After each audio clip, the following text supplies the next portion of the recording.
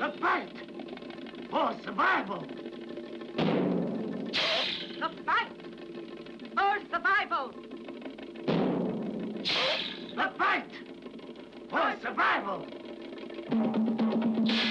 The fight for survival.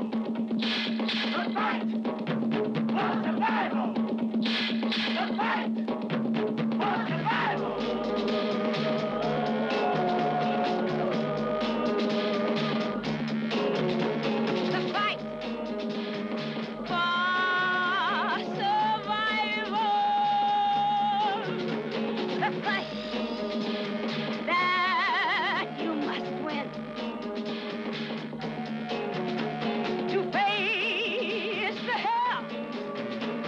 Jungle and vow you'll never give in. The fight for survival. You win or you will die. The strong to the future and fight for survival and fight for survival.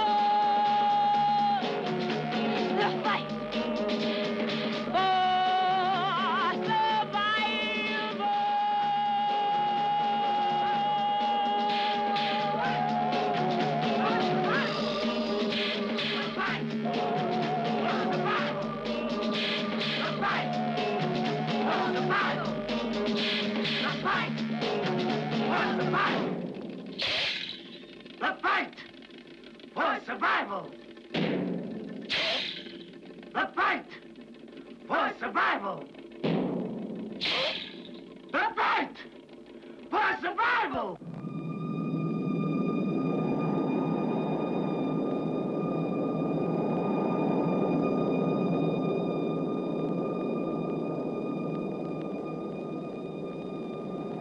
Tutta la storia umana si compie in tempi che si vanno sempre accelerando.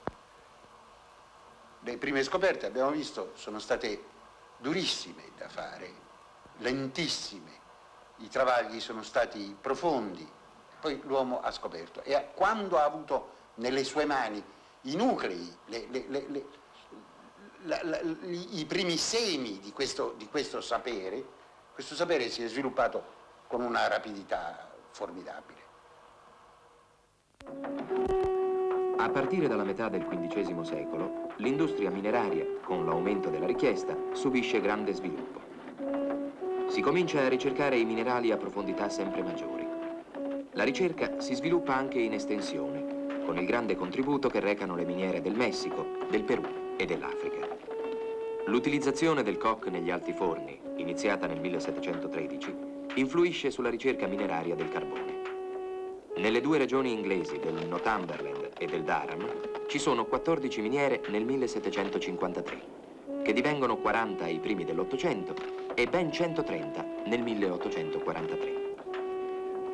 Le grandi spese per l'esercizio delle miniere, affrontate nel XV secolo dalle pubbliche amministrazioni o da società di cittadini, danno vita ben presto a vere e proprie imprese capitalistiche che assorbono la proprietà e godono della maggior parte del frutto di essa. Ormai le società di artigiani minatori del Medioevo vanno sparendo. Nella necessità di chiedere anticipazioni di capitali, il loro rapporto di lavoro nei confronti dei finanziatori si trasforma generalmente in contratto di cottimo. L'ordinamento del lavoro risulta tuttavia quanto mai vario. La servitù rustica, per esempio, si conserva fino alla fine del Settecento in molte miniere di Germania, Austria, Polonia, Russia.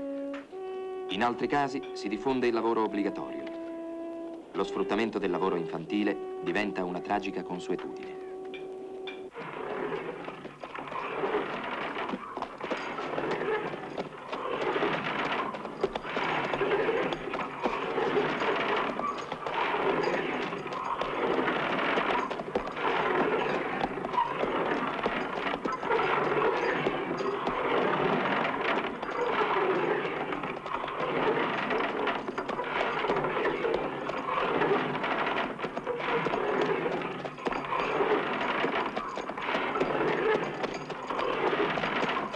Fino alla fine del secolo scorso, il petrolio, miscela di idrocarburi naturali, solidi, liquidi e gassosi, è usato esclusivamente per l'illuminazione e la sua estrazione avviene con metodi primitivi e di scarso rendimento. L'Ottocento vede perfezionarsi rapidamente le tecniche di estrazione. Non si scavano più pozzi, ma si adoperano trivelle che perforano il terreno, sfruttando dapprima la forza animale e poi quella di gran lunga più comoda e potente della macchina. L'americano Edwin Drake è considerato il primo artefice dell'estrazione del petrolio modernamente intesa. Nel 1859, per mezzo di una perforatrice, raggiunge un'importante vena alla profondità di una ventina di metri. La sua iniziativa, condotta tra lo scetticismo generale, frutta 4 tonnellate di petrolio al giorno per parecchie settimane.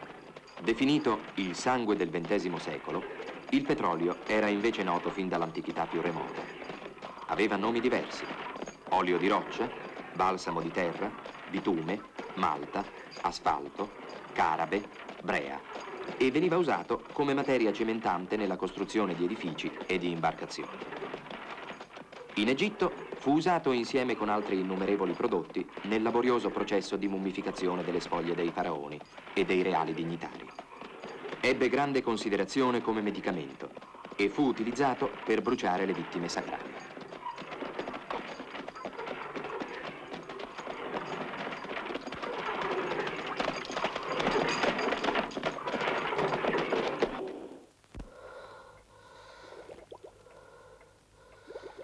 Antoine Laurent Lavoisier, nato a Parigi nel 1743, astronomo, botanico, geologo, è il fondatore della chimica moderna. Egli scopre l'ossigeno, l'acido carbonico, la composizione dell'aria. Scopre il meccanismo della combustione e l'essenzialità dell'ossigeno in questo processo. Scopre anche che nel corpo umano il ricambio è in buona parte un fenomeno di combustione. E pensare che per millenni si è continuato ad ispirare e ad espirare senza porsi mai o quasi mai la domanda: che cosa inghiottiamo quando respiriamo? Che cosa emettiamo quando espiriamo? Riposati, che l'esperimento si continua tra poco. Pardon, vorrei sapere, mio caro Lorenzo, se anche lo sbadiglio è per te oggetto di studio. Lo sbadiglio? E perché no?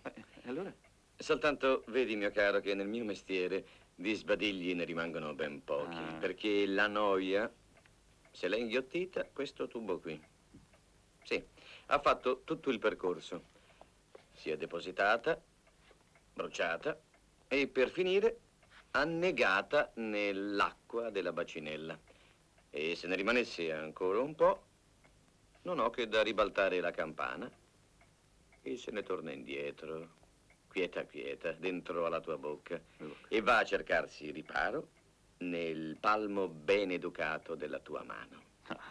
Lorenzo, quando vuoi noi siamo pronti. Pronto io? Sono sempre pronto. Anzi, guarda, ho un'idea. Chiameremo questo esperimento la prima crociata contro il flogisto, il che vuol dire la prima crociata contro un elemento che non esiste. Il flogisto, corpo avido di ossigeno, è un'invenzione bella e buona, che ne dicano i nostri colleghi e predecessori. Essi dicono: gli elementi si compongono di una terra vetrificabile, di una terra volatile e di un elemento combustibile detto flogisto. Beh, io vi dico che il flogisto è una fantasia, che è un po' quel meccanismo.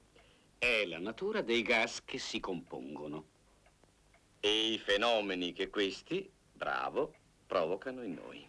E allora morte al flogisto, morte alla cabala. Su, Emanuele, una buona ispirazione e una buona espirazione. Perché, come sapete, o meglio non sapete, l'aria è piena di ossigeno, che è anche più leggero dell'acqua. Io sostengo che nel corpo umano avviene una combustione, quindi l'ossigeno brucia e il gas che si emette, quello stesso che ora percorre i tubi e raggiunge la campana, se fosse ancora ossigeno farebbe ardere una candela messa vicino, mentre invece la spegne essendo un altro gas già combusto. Credo di avere capito, ma non ne sono sicuro. No, eh? Emanuele, respira, respira, ancora. Riempimi la campana, convinci questo signore. Così, così. Sino a oggi si è detto che la respirazione è una distruzione o una decomposizione. Ma tu hai detto che essa è soltanto una combustione, vale a dire che è soltanto un mutamento di condizione, come avviene per qualsiasi altro corpo combustibile.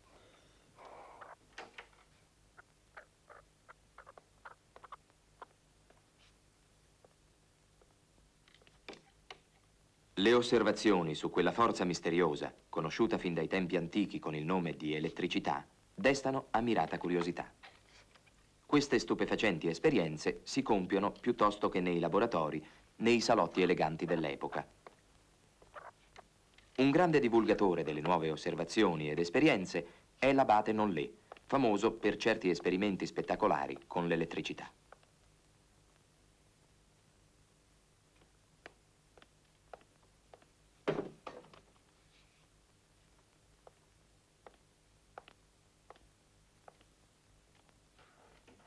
Siamo proprio fortunati, cari amici. L'abate Nollet è oggi uno degli uomini più ricercati d'Europa. Si dice che tutta la Francia segue i suoi esperimenti. Tutto il Faubourg Saint-Germain, la corte, tutti. È un uomo brillante.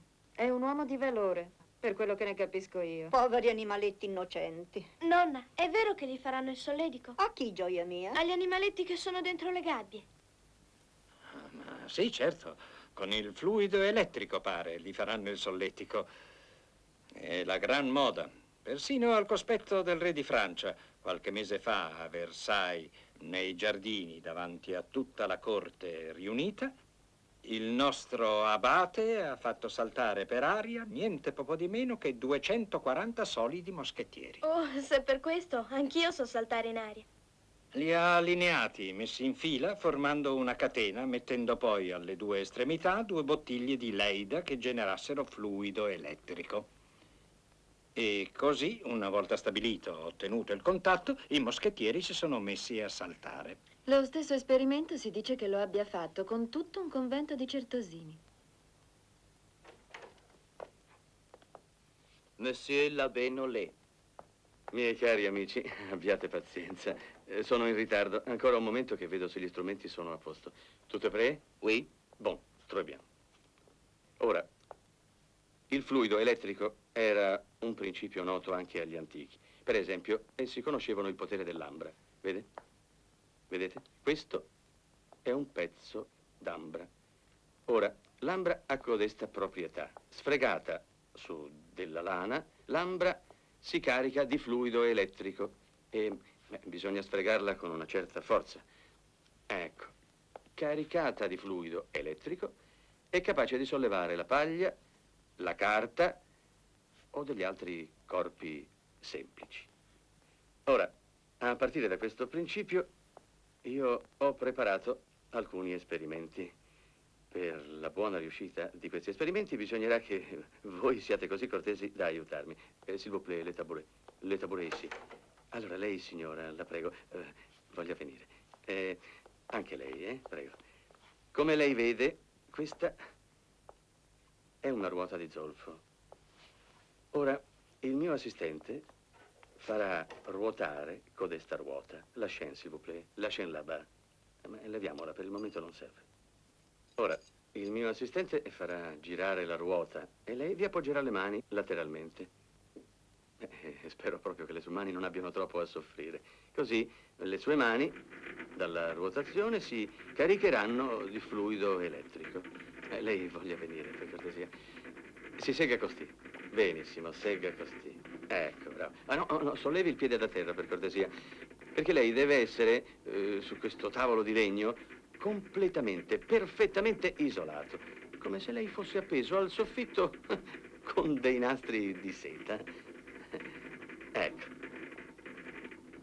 Va bene così. Sospeso in aria come un uccello? Beh, non so proprio se gli uccelli stanno sospesi in cielo con dei nastri di seta.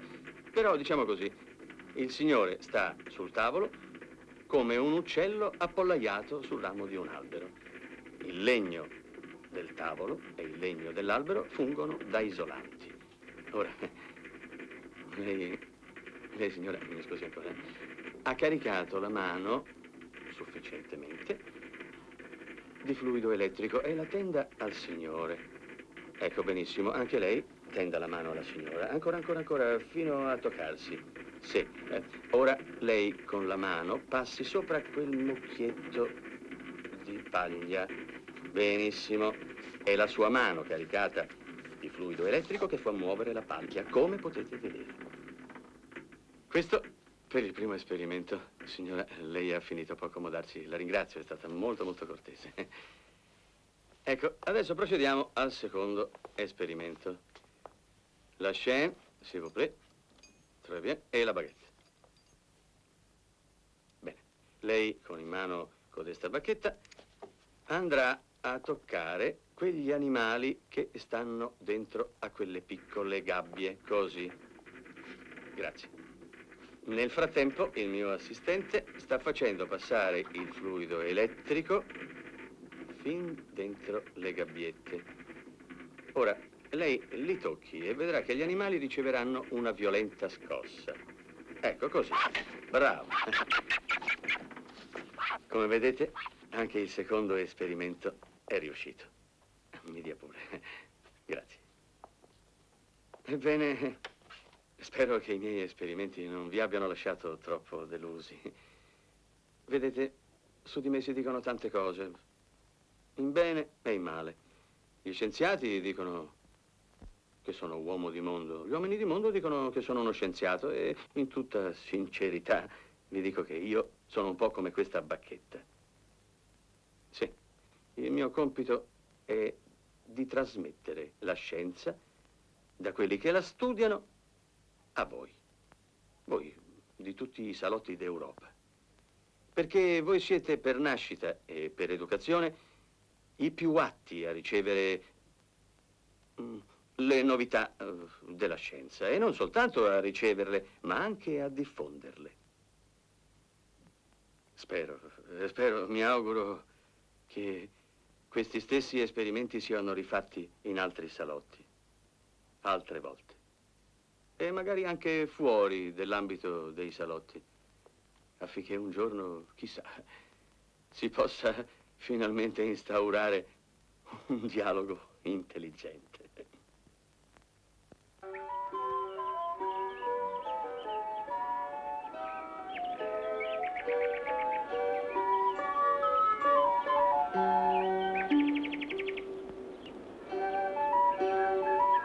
Benjamin Franklin, americano, noto come uomo politico oltre che come scienziato, attraverso una grande quantità di osservazioni sui più vari fenomeni elettrici naturali, crea una teoria unitaria dell'azione elettrica. È strano. Da quando studio il potere d'attrazione esercitato dalle punte, non faccio che sognare Giove con le sue folgori. Un giorno scriverò un dialogo con 3 personaggi. Giove, Prometeo e io. Prometeo dirà soltanto: bisogna fare delle cose che siano utili agli uomini. Giove dirà: che non mi tocchino le folgori. E io: bisogna liberare gli uomini dalla paura.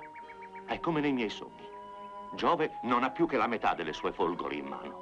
Il parafulmine è sul tetto e si mangia ancora via un pezzetto della folgore e incomincia sempre dalla stessa parte, quella che deve colpire gli uomini e le loro case. La punta, dalla punta. Nel dialogo introdurrò anche dei bambini che cantano in giro tondo. Sul più alto campanile il parafulmine canta: che la folgore venga, che venga, noi la seppelliamo in un mare di sterco. Poi mi rivolgerò a Giove e gli dirò: lei, mio caro Giove, è pregato di far soffiare un forte vento, una buona brezza che mi metta insieme un bel po' di nuvole e che mi faccia poi scoppiare il temporale. Allora Giove dirà: del vento, della brezza, per far che cosa? Per l'aquilone, per il mio aquilone. Volete sapere com'è fatto il mio aquilone? Vuoi saperlo anche tu? Va bene. Ecco. Sarà fissato sulla punta un filo di ferro metallico. Ecco, cucilo così. Che dovrà fuoriuscire di una trentina di centimetri o poco più. Io terrò l'aquilone dalla corda. E quando s'alzerà in volo, purché ci sia un po' di vento, non è vero, Giove? Ma chi è Giove? Giove era un dio greco, il più importante di tutti, che possedeva i fulmini. E ora dov'è? Non so dov'è e se c'è, ma è lui che ha i fulmini. E tu sai chi era Prometeo? Io no. Prometeo è quello che tanti secoli fa ha insegnato agli uomini l'uso del fuoco. Ti rendi conto? Vivere senza fuoco? No. Va bene. Continuiamo con l'aquilone. Fin qui era un aquilone abbastanza normale. E adesso, in fondo alla corda dove lo governi da terra, tu devi fissare un nastro. Poi là, nel punto dove la corda e il nastro si toccano, tu fissi una chiave, capito? Ora, ascoltami bene. Bisogna che tu stia all'interno di una casa in modo che la chiave e il nastro non si bagnino. Ma come? È semplice. Basta che tu fai volare il tuo aquilone da una finestra o da una porta, ma in modo che la corda non tocchi nello stipite della finestra o quello della porta. E ora, quando la nuvola passa sul tuo aquilone, la parte metallica appuntita attira la forza elettrica. Quando la pioggia avrà bagnato la corda e la seta, rendendole così buone conduttrici d'elettricità, vedrai, avvicinando le dita, l'elettricità scendere dalla chiave. A questa chiave potrai caricare una bottiglia di Leida. Ma forse tu non sai cos'è una bottiglia di Leida. Oh, Giove, Giove, perché non mi dai una piccola nuvola, un piccolo fulmine? Hai così paura che ti rubino le tue folgori? Ma come fa? Hai detto che non esiste. Già è vero, Giove non c'è. Vedi, ragazzo, senza temporale né nuvole, l'aquilone non potrà mai elettrizzarsi. Forse questo ragazzo ha capito. Ed è questo che io vorrei. Vorrei che fosse libero dalla paura. Liberarlo, che non abbia più paura né lui né lei. Se soltanto fossi riuscito a liberarvi dalla paura del fulmine. Ecco, questo vorrei. Lui e la sua casa, liberarli dalla paura. Questo devo studiare, questo devo inoculare alla gente, riuscire a liberarli. Il parafulmine, lassù, certo. Una vera e propria rivoluzione avviene nel mondo occidentale. La macchina a vapore di Watt è destinata a soppiantare il mulino idraulico come motore primario. In una serie di congegni che si muovono e funzionano esattamente come avete a lungo sperato. Vedete, in fondo tutto questo mio lavoro è teso a realizzare due esigenze che sempre sono state presenti nelle mie intenzioni. La prima, quella di costringere la natura, in cui vi assicuro niente è dato al caso, a collaborare con me, che cerco di indagare razionalmente e con l'osservazione tento di chiarirne i principi. La seconda, e senz'altro più importante, credo, quella di dilatare le limitate possibilità umane di lavoro e soprattutto quella di moltiplicare per un numero infinito di volte la fragile potenza delle sue braccia. Ma eccola, guardate. Vedo.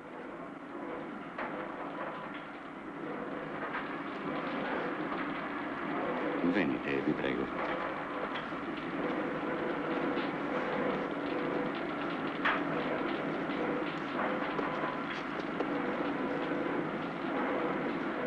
Buongiorno, amici. Buongiorno.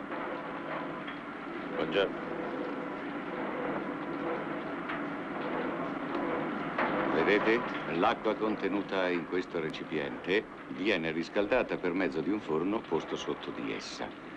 Voi siete senz'altro a conoscenza che portata a temperatura di ebollizione l'acqua evapora ed è appunto imprigionando e sfruttando in modo opportuno, come ora vi mostrerò, la forza gigantesca di questo vapore che mi è stato possibile creare il movimento della macchina.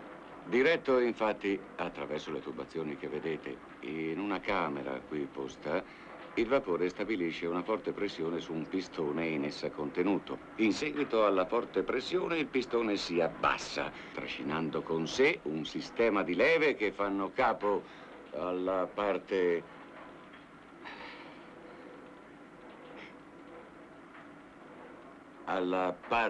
terminale del meccanismo ad una pompa aspirante acqua. Una volta terminata la sua corsa, il pistone viene di nuovo riportato in alto. Una valvola di sfogo nella parte superiore della camera libera il vapore che aveva determinato la pressione. Ora, allo scopo di assicurare alla macchina un movimento costante, senza un eccessivo dispendio, ho pensato di riutilizzare, proprio come avviene nella natura, dove nulla si distrugge, ma tutto si riutilizza in una nuova energia, il vapore di scarico. Quindi, attraverso queste altre tubazioni, il vapore sfruttato viene condotto in questo refrigeratore e si ricondensa in acqua che viene aspirata di nuovo nel recipiente di partenza. Continuando perciò a fornire energia calorifica, questo sistema meccanico può proseguire indefinitamente nel suo movimento e nel suo lavoro.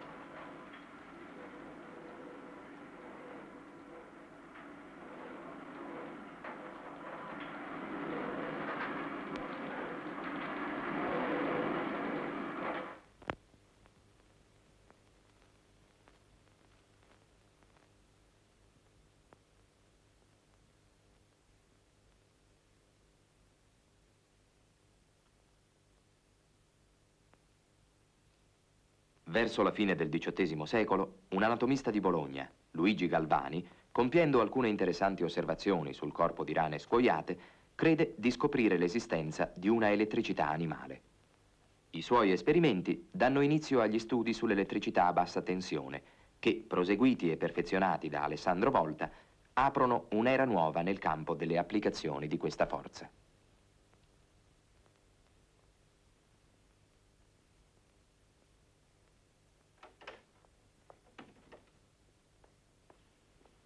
Luigi, sei stanco. Dovresti riposare un po'. Siediti un momento. Ho qualcosa da dirti. L'esperimento di ieri? Forse stiamo sulla strada giusta. Ah, sì? Vedi, dopo aver squaiata completamente la rana, prendo uno scalpello e tocco i nervi messi a nudo. Ed ecco che la rana morta, cadavere, si anima, cioè sembra risorgere a nuova vita. Quando Marco, per caso, bada bene per caso, toccò i nervi con la punta dello scalpello, la rana ha contratto le zampe come fosse in preda ad una convulsione.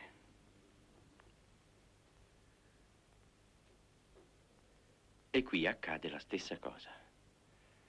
Allora questo significa che abbiamo assistito ad un fenomeno semplice e già più volte osservato. Come il fulmine, che cadendo a terra trasmette una violenta scossa a tutti quelli che si trovano in prossimità del luogo in cui il fulmine è caduto.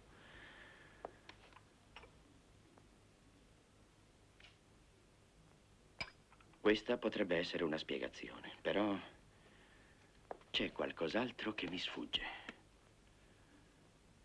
E non so cos'è. Ma sono sicuro di essere sulla strada giusta. Bisognerà continuare con gli esperimenti. Qual è l'impulso che fa muovere quelle zampe?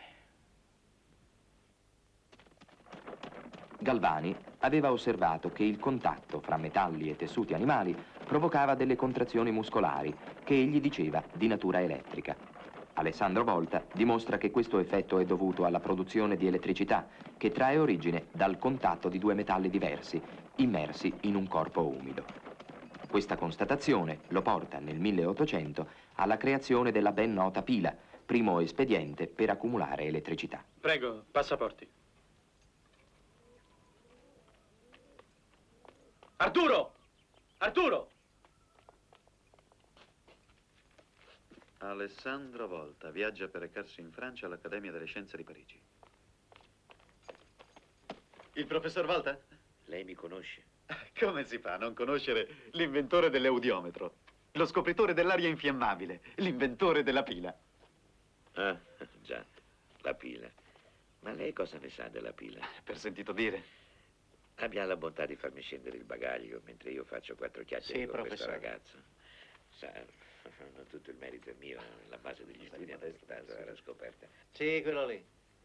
Il baule scuro, sì. E così, quando il professor Galvani vide le rane quasi risorte ad improvvisa vita, come disse poi, la mia ipotesi secondo cui è il contatto di 2 metalli diversi che generano l'elettricità, se ne andò a gambe all'aria. Vede, professore, io ero troppo giovane a quell'epoca, però mi ricordo che tutte le università polemizzavano, galvaniani e voltiani. Prego, professore, si accomodi. Grazie. Grazie. Ah. Certo, polemiche a parte, quel Galvani era un uomo di grande ingegno. Se invece di polemizzare, come dice lei, ci fossimo intesi, avremmo potuto fare grandi cose insieme. Appoggialo qui un momento. Se sono riuscito a capire, a intuire che non soltanto 2 metalli, ma 2 qualsiasi sostanze, dico qualsiasi, se messe a contatto si elettrizzano, ebbene questo lo debbo al professor Galvani. Aprite pure, grazie. Mio caro Alessandro, l'umiltà è una gran bella cosa, ma quello che conta nella vita è sapere andare avanti. Sì, certo, con l'aiuto di Dio a me è stato dato di andare più in là, di capire che il metallo non è soltanto conduttore, ma motore, incitatore di fluido elettrico, di scoprire i conduttori di prima specie, conduttori secchi, i conduttori di seconda specie, conduttori umidi. E così, sviluppando codesta intuizione, ho pensato di utilizzare per la pila un dischetto di rame, un dischetto di zinco e dei diaframmi di cartone opportunamente bagnati d'acqua. Ora guardi. Uno di questi è attaccato allo zinco e l'altro al dischetto di rame. E facendo contatto, vede? Scocca una scintilla. Ecco, provi lei.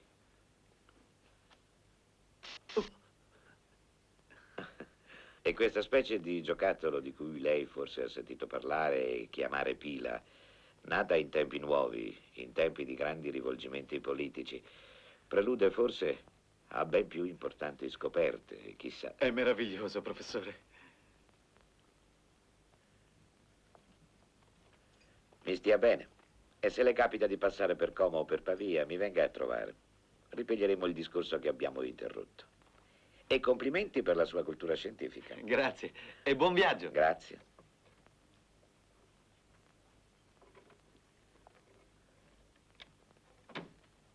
Grazie. Vai!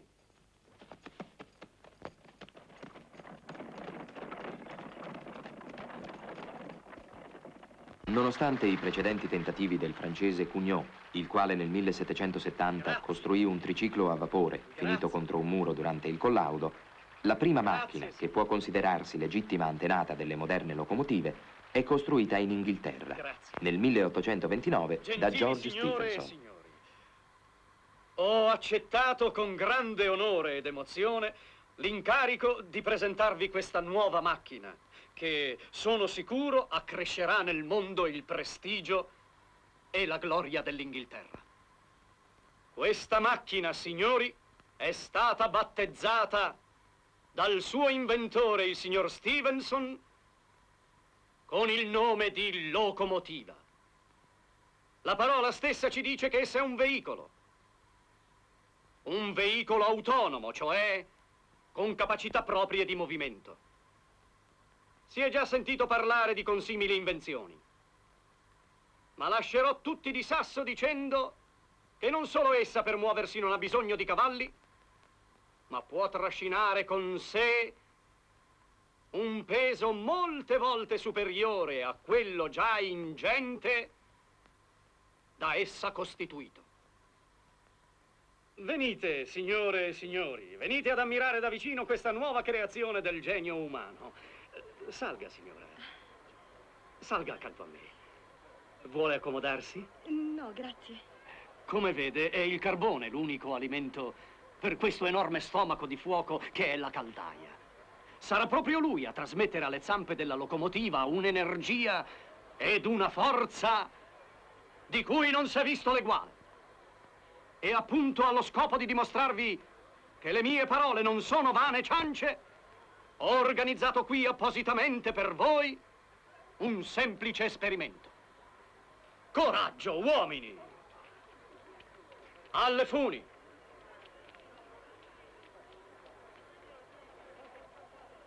Attenzione! Questa sarà una normale competizione cavalleresca tra due leali avversari. Da questa parte la forza dell'uomo, da quest'altra quella della macchina. E che la vittoria vada al più forte. Prego i signori presenti che vogliono cimentarsi di raggiungere le funi.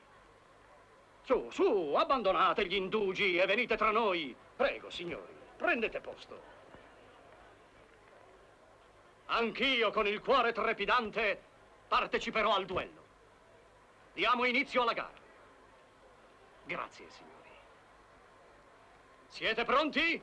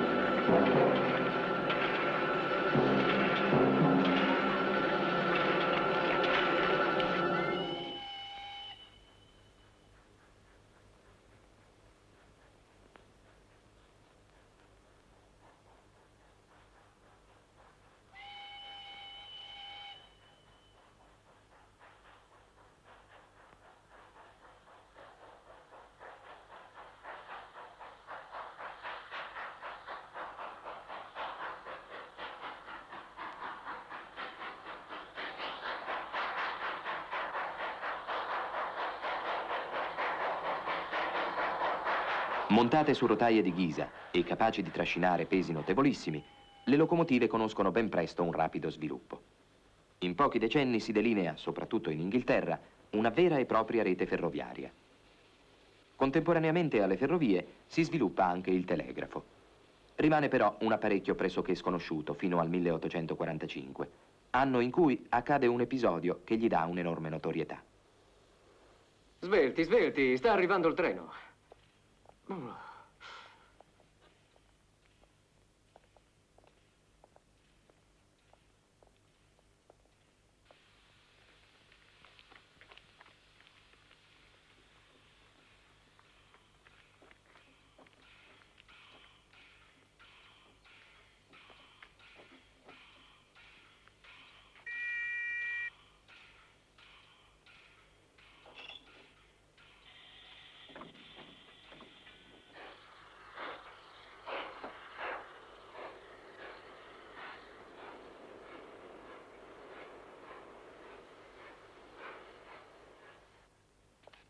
Che sfortuna. Già, scapparci così di sotto il naso.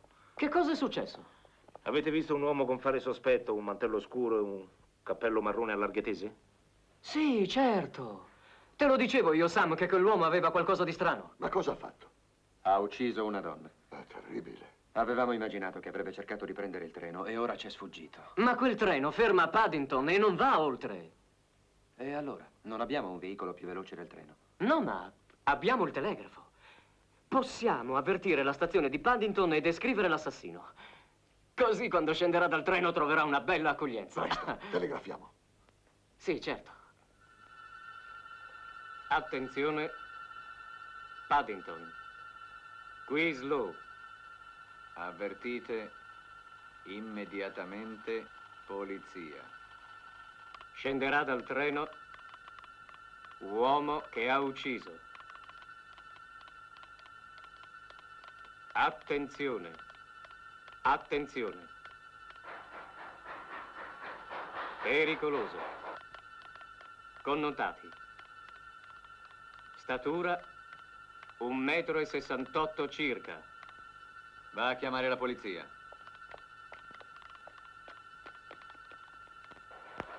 Cappello marrone a larghe tese. Mantello scuro. Ricevuto. Abbiamo chiamato la polizia. Attenzione, è arrivato il treno.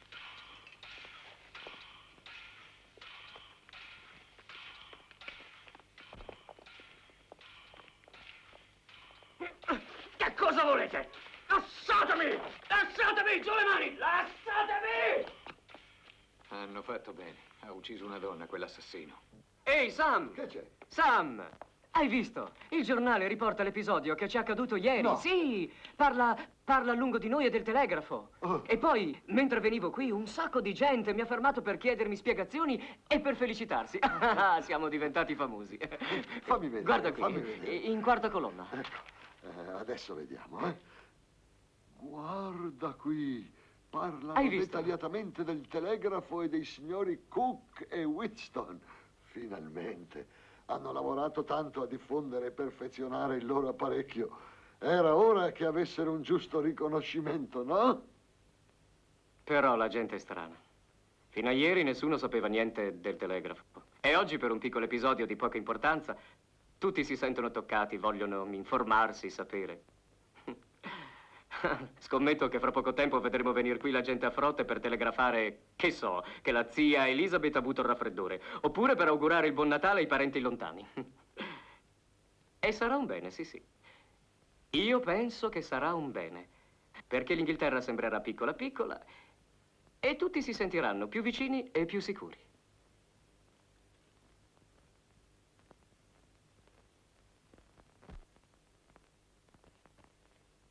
I progressi della chimica e della fisica, le scoperte nel campo delle scienze naturali, aprono nuove vie alla medicina nel secolo XIX.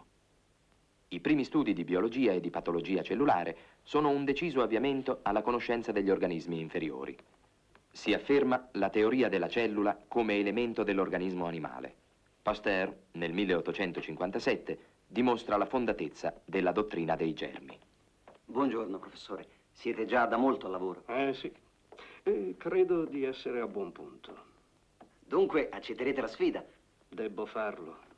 Non puoi immaginare quanto mi renda triste il vedere la scienza costretta a esibirsi sulla pubblica piazza, a farsi fenomeno da baraccone. Sì, ma vi ci hanno costretto. Voi non avreste certamente... Sì, lo so. Il mondo è pieno di gente meschina che costruisce il proprio prestigio distruggendo quello altrui. E se lo può fare in pubblico, tanto di guadagnato. Lo sai come mi chiamano? Il medico dei polli. E questo perché sono riuscito a debellare il colera delle galline. Non capisco perché, quando ho scoperto la causa della peste dei bachi da seta, non mi abbiano chiamato il medico dei vermi. E ora, se il mio vaccino contro il carbonchio funzionerà, mi chiameranno magari il medico dei montoni. Cosa vi importa, professore? Voi avete svolto un lavoro meraviglioso. No. Il mio, in questo caso, è stato un ben modesto lavoro. Il merito maggiore va al mio collega Robert Koch, che è riuscito ad isolare il germe del carbonchio. Ma voi ora vi apprestate a vincere la malattia e rischiate la vostra reputazione di fronte all'opinione pubblica. Purtroppo. Ma se questo tornerà utile alla scienza, ben venga. E ora al lavoro. Al lavoro! Dobbiamo preparare per domani mattina le dosi di vaccino necessarie ad almeno 20 pecore e sorveglia le culture di microbi virulenti, perché per dimostrare la validità delle mie teorie dovremo fra qualche giorno inoculare a tutte le pecore vaccinate e no i germi attivi. E tanti poveri animali pagheranno l'incredulità di pochi cattivi medici. Medici. Ciechi piuttosto. Ma come si può negare l'evidenza? I microbi esistono e sono essi che provocano le malattie. Quindi, per debellare il morbo, bisogna colpire il microbo giusto. Chissà, forse la mia bambina non sarebbe morta se qualcuno avesse scoperto da quale microbo viene provocato il tifo.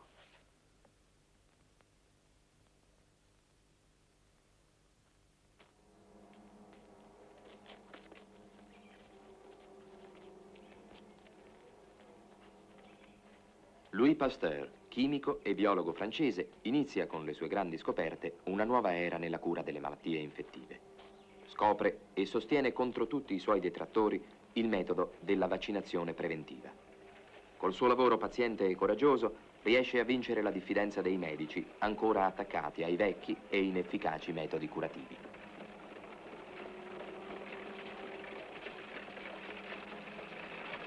Buongiorno. Buongiorno.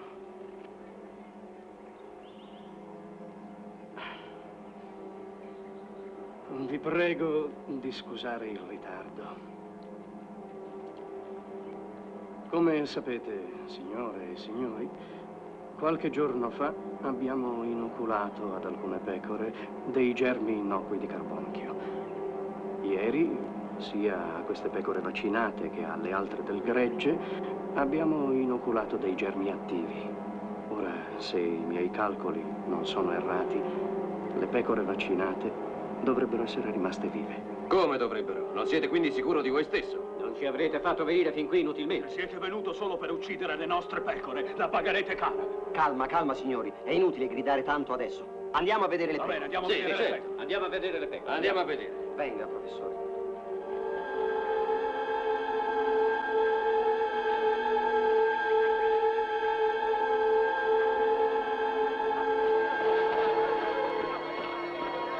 Sono tutte morte le nostre pecore. Ce le ha ammazzate.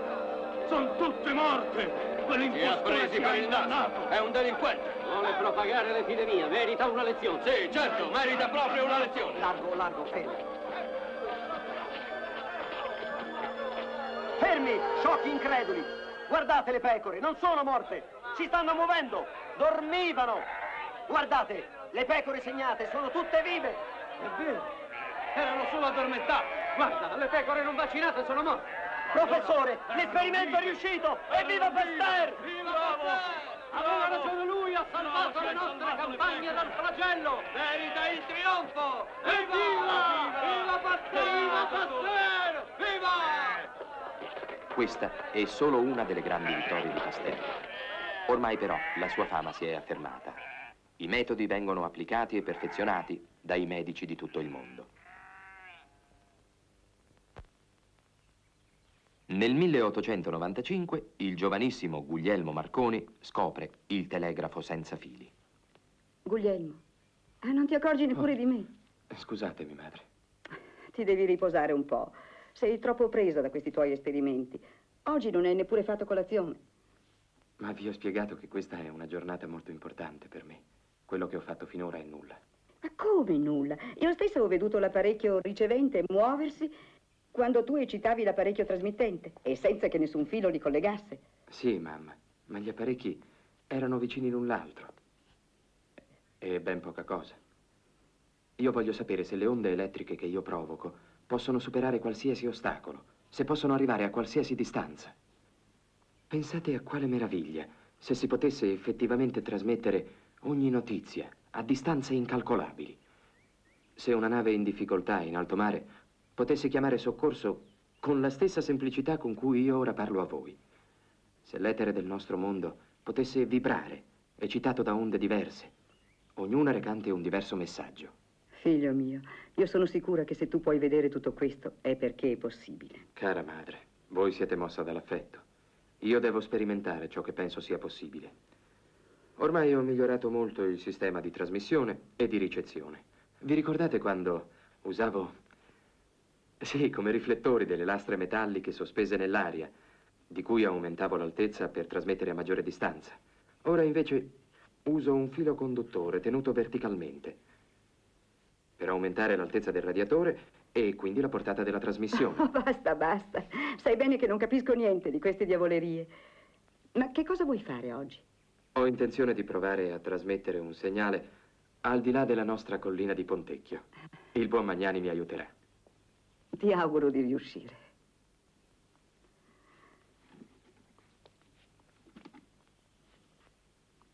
Allora siamo d'accordo. Se voi vedrete vibrare il martelletto, sparate un colpo. Ho capito, signorino Guglielmo. L'apparecchio è là dove l'abbiamo lasciato, dietro la collina. Sì. Ora andate.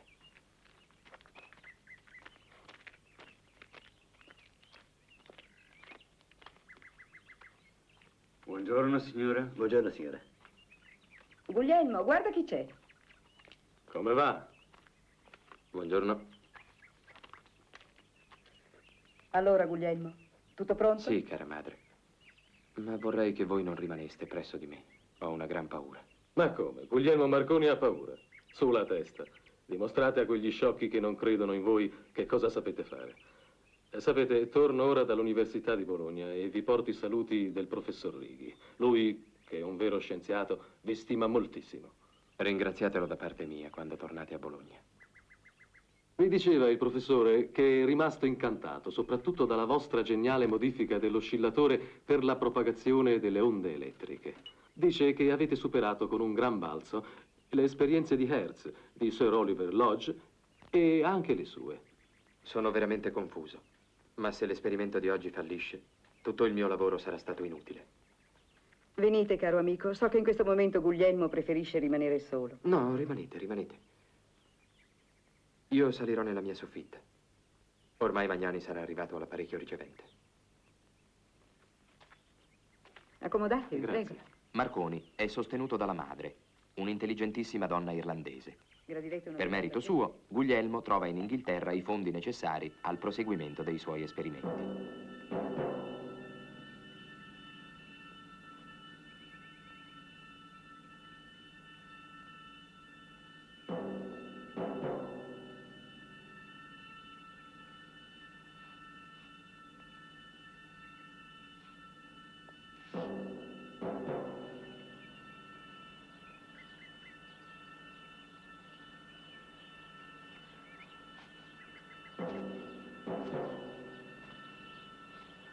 Si sente niente? Ancora no.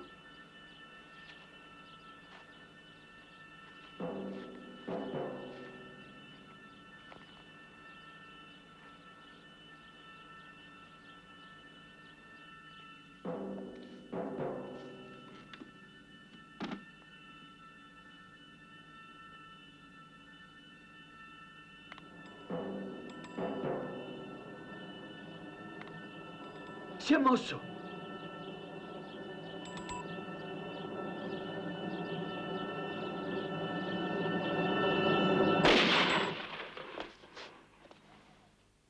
È riuscito. Io non ne ho mai dubitato. Neanch'io.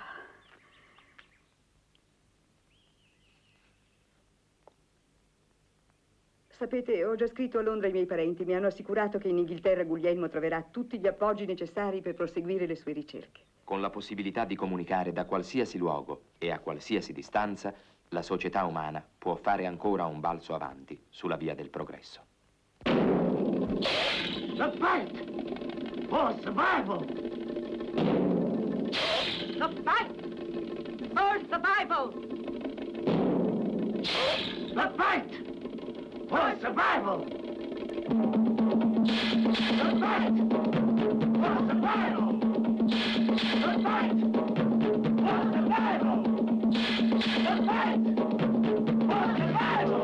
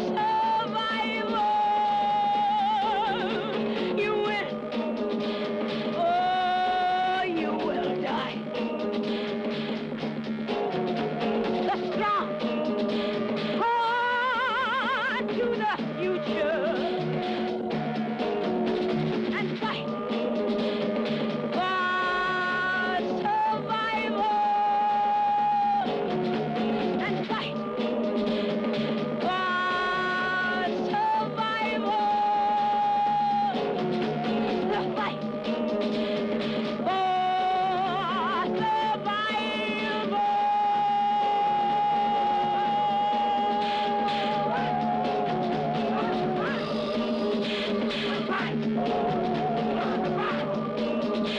The fight! For the Bible! The fight! For the Bible! The fight! For survival!